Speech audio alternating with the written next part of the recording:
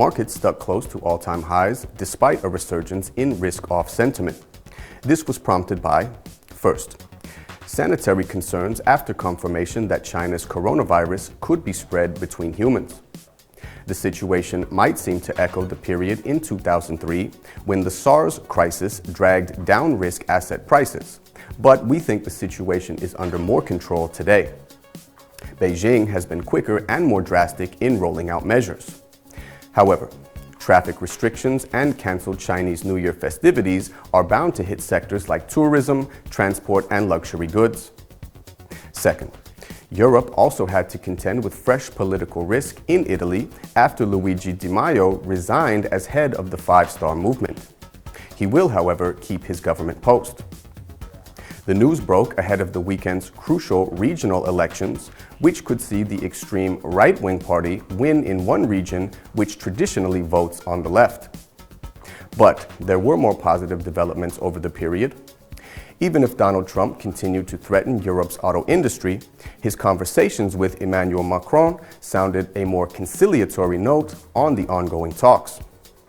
Europe's economic data were rather reassuring, especially in Germany, where the ZEW investor confidence gauge came in well above expectations, while the composite PMI came in at 51.1, rebounding both at the manufacturing and services levels.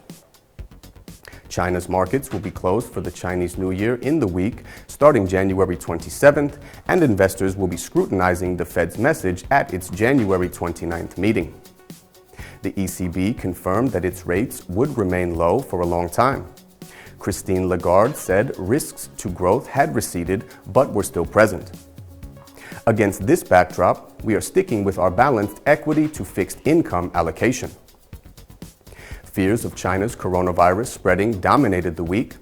The worry is that Chinese consumers will hold back ahead of the New Year celebrations in the country, so luxury and tourism stocks were quite logically hit. Beijing has, nevertheless, taken strong action to stop the epidemic.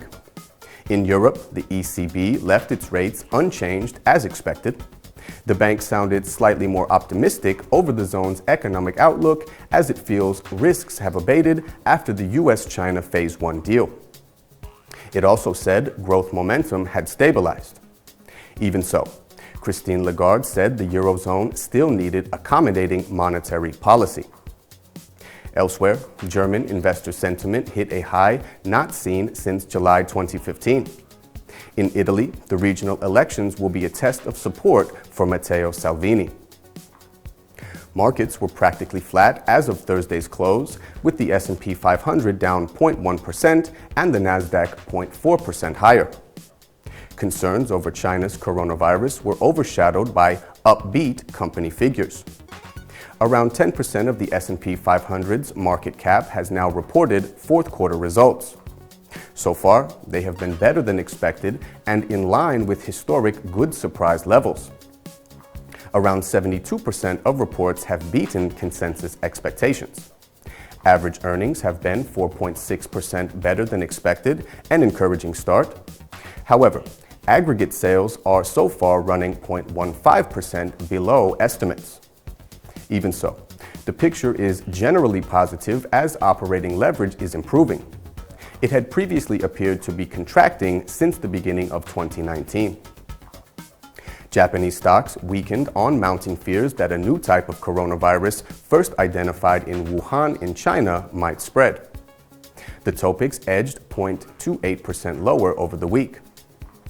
Air transportation, mining, iron and steel were major underperformers due to concerns over sluggish tourism demand as well as declining oil prices. On the other hand, precision instruments outperformed, driven by medical equipment manufacturers such as Hoya and Sysmex.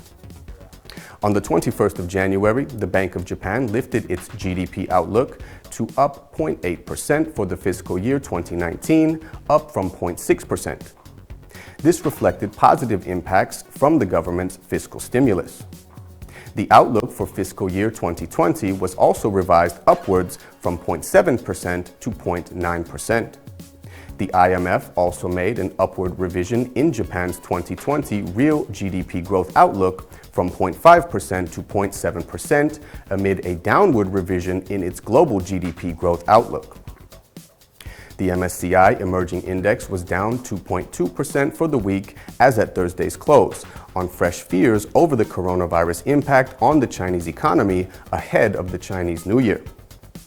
Chinese equities fell 3.5% this week as Chinese authorities locked down 3 cities, halted transportation, and shuttered businesses in a bid to contain the spreading of the epidemic. That's all for today. Thank you for watching. Subscribe to our channel to track the market pulse and get the latest economic data. Good luck trading.